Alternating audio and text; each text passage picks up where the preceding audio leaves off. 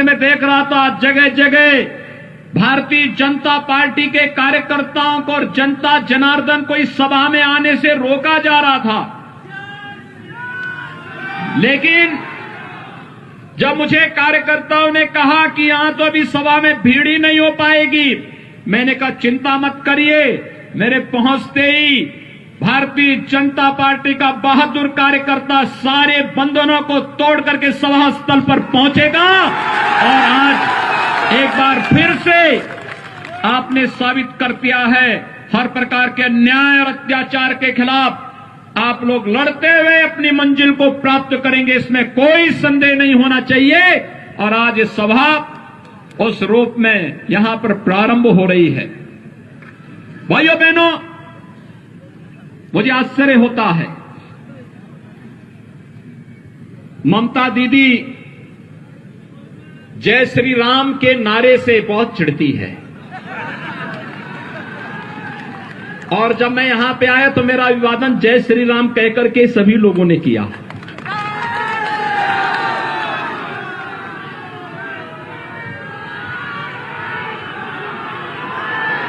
मुझे आश्चर्य होता है।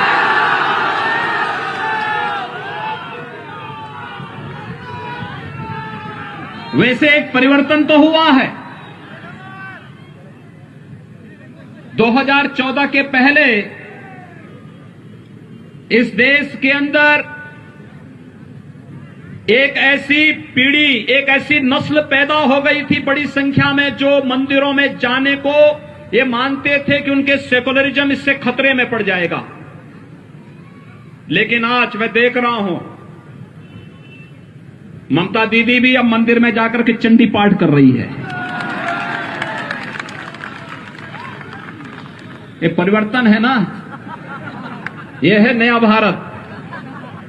हर व्यक्ति को भगवान की शरण में जाना ही पड़ेगा और सभी लोगों को आपकी आस्था का सम्मान करने के लिए भी मजबूर कर दिया है कि आज कोई चंडी का पाठ कर रहा है, कोई मंदिरों में जाकर के दर्शन करने के लिए मजबूर हो रहा है। ये सबसे बड़ी वैचारिक विजय हम सबकी है। जब वैचारिक विजय के मंच पर हम लोग जीत चुके हैं तो जनता जनार्दन का आशीर्वाद स्वतः ही भारतीय जनता पार्टी को प्राप्त होना है और वही आशीर्वाद मांगने के लिए भारतीय जनता पार्टी के कार्यकर्ताओं के लिए यही आशीर्वाद प्राप्त करने के लिए आज मैं आपके बीच में यहां पर उपस्थित हुआ हूं। भाइयों बहनों, मुझे आश्चर्य होता है, यहां का टीएमसी की सरकार पिछले 15 वर्षों से गौ तस्करी करके गौ माता को बंगाल पहुंचा देती है, कटने के लिए पहुंचा देती है। उत्तर प्रदेश में हम गौ तस्करी भी नहीं होने देते और गाय को कटने भी नहीं देते हैं। मैं पिछले दिनों टीएमसी के एक मंत्री का बयान पढ़ रहा था। वो बेशर्मी के साथ गाय को काटने की वकालत कर रहा था। पता नहीं क्यों ममता दीदी ने उसे अपने मंत्रिमंडल में रखा था, उसको उसी दिन बर्खास्त करके बाहर का रास्ता दिखाना चाहिए था। लेकिन क्योंकि